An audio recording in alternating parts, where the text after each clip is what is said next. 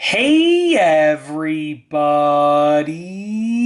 I'm here today with a video on a water shutoff valve teardown. I'll be taking it apart throughout the video. Let's get right into this video. As you can see right here, I have this older style water shutoff valve. We're going to be tearing it down and taking it apart. I just want to show you how it works first.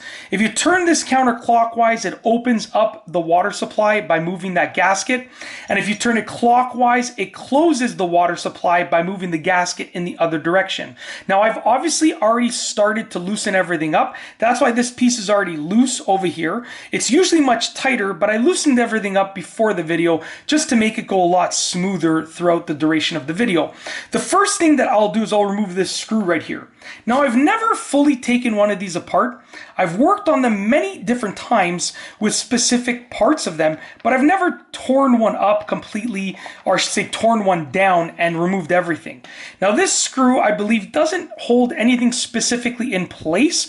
It's there for a reason, but I don't think that removing it will allow me to remove any part of it, because if you see right here, when I twist this, even with the screw removed, I'm not able to fully remove it, okay? I don't know if I put a ton of force, if that would make a difference, but as far as I know, the screw isn't holding anything in place, at least on this specific one.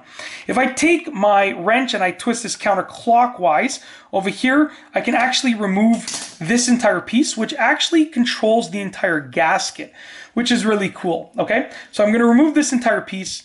What we see here is just a channel way, essentially. So here is where the actual piece would connect to the copper pipe in the wall, okay, where the water supply line is. Then the water comes through here, okay? Your handle will be up here, and then the water can actually travel here, depending on if the handle is open or closed.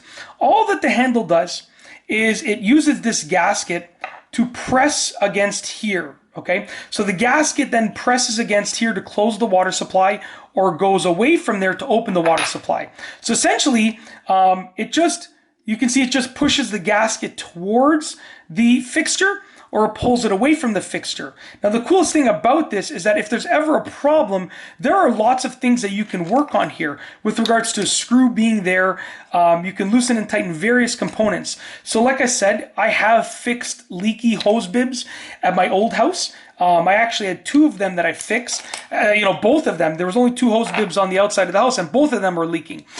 So, it's really, really, really easy to take these apart and work on them, but you need to know how they function. So you can, twist this screw, I believe. I'm going to try and do it now. It seems like it's on quite tightly. There we go.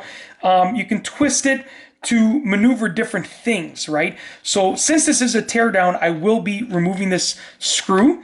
I'm not going to be removing every single last component, but I will remove the ones that I can access nice and quickly. So if I remove this screw over here, you can see that it actually holds the rubber gasket in place.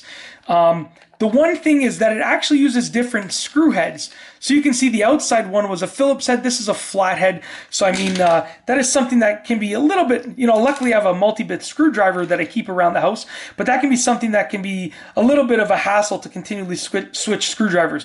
So you can see that, let's say you had a leak, you can actually replace this specific part if it was old and worn out. So the good thing about these is that you can kind of work with them and replace all of the parts that are needed instead of getting an entirely new one.